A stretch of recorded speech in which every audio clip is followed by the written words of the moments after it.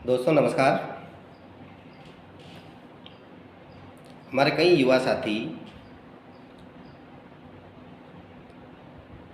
प्रशासनिक अधिकारी बनने की तैयारी करते हैं या करना चाहते हैं।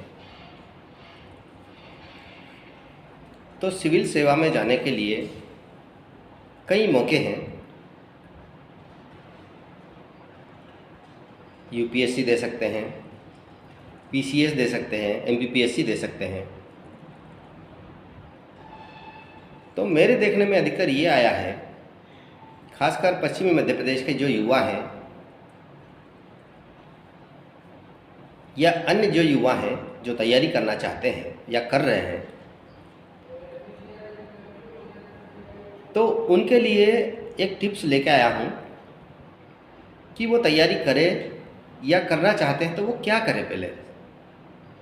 तो सबसे पहले जो भी युवा तैयारी करना चाहता है या कर रहा है,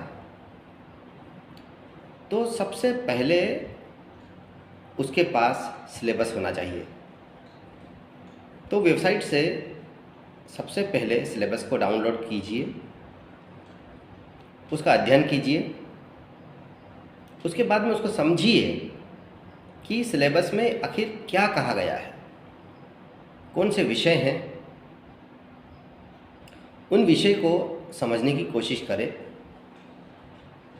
ये सबसे पहला स्टेप है आपका।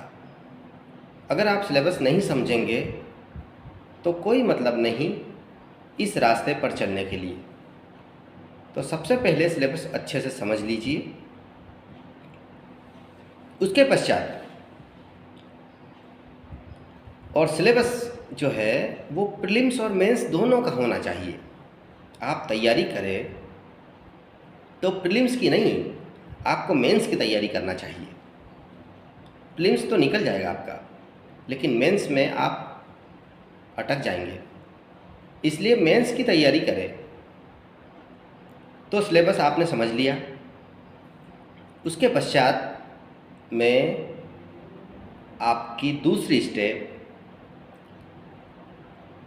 स्टेप जो है उसमें आपको करना है कि 3 मैप लेके आना है।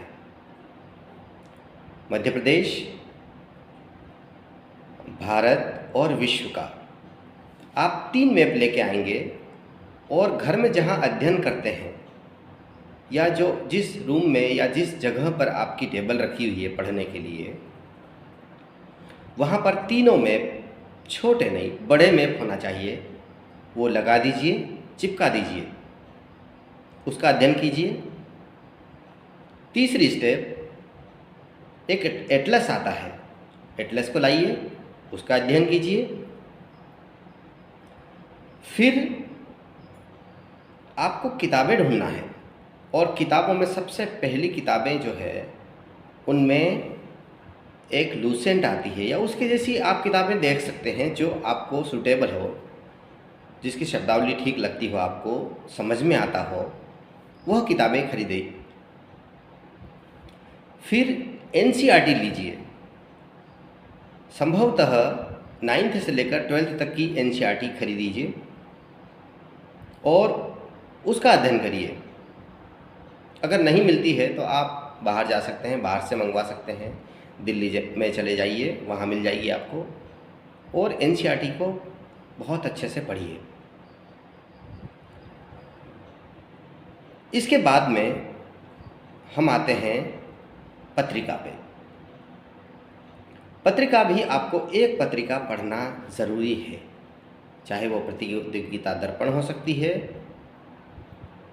घटना चक्र हो सकती है, स्पीडी हो सकती है या और भी कोई भी पत्रिका जो आपको ठीक लगती हो। पत्रिकाओं की आजकल बाढ़ है बाज़ार में, तो आपको जो भी ठीक लगती हो वो पत्रिका पढ़ना आवश्यक है। इसके साथ ही आपको एक न्यूज़पेपर पढ़ना है। अगर इंग्लिश के छात्र हैं तो इंग्लिश मीडियम का पेपर, इंग्लिश का पेपर जो है वो ले सकते हैं और उसको अच्छे से पढ़ें। आपको सिलेबस बताइएगा कि आपको पढ़ना क्या है और क्या नहीं पढ़ना है। मैंने देखता हूँ कि अनावश्यक चीज़ें पढ़ते हैं बच्चे। क्या आवश्यकता है पढ़ने की? कोई मतलब नहीं अनावश्यक चीज़ें पढ़ने से। हमको सिलेबस में जो भी मैटर मिलता है, सिलेबस जो मिलता है वही पढ़ें और तैयारी करें। तो एक पत्रिका आप पढ़ना है, फिर एक पेपर पढ़ना है।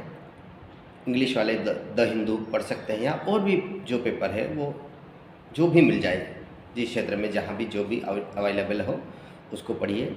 और हिंदी वाले, हिंदी के बहुत सारे पेपर हैं वो पढ़ सकते हैं। और वैसे तो आप मुख्य घटनाएं हुई, राष्ट्रीय हुई या अंतर्राष्ट्रीय हुई, वो पढ़ेंगे ही, लेकिन एक मेन पेपर जो है, पेपर में जो मेन पेज होता है और वह है संपादकीय। संपादकीय लेखन ज़रूर पढ़ना चाहिए, क्योंकि उसमें बहुत सारी नॉलेज होती है और वो पढ़ेंगे तो आपकी लेखन शैली बढ़ेगी। इसलिए आपको वो पढ़ना मस्ट है। तो इस तरह से आप शुरू में तैयारी करते रहे और उसके बाद ही इतना सारा पढ़ लेने के बाद, हालांकि किताबें बहुत सारी है, इतना सारा पढ़ने के बाद ही कोचिंग संस्थान का रुख करें, नहीं तो घर में भी तैयारी हो सकती है।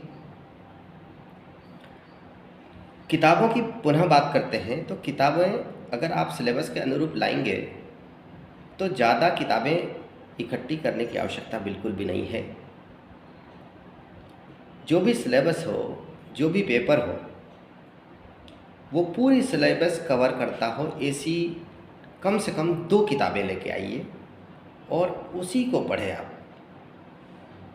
अगर 4-5 किताबें ले आएंगे तो आप इसमें पढ़ेंगे, उसमें पढ़ेंगे और आपका सिलेबस पूरा नहीं हो पाएगा।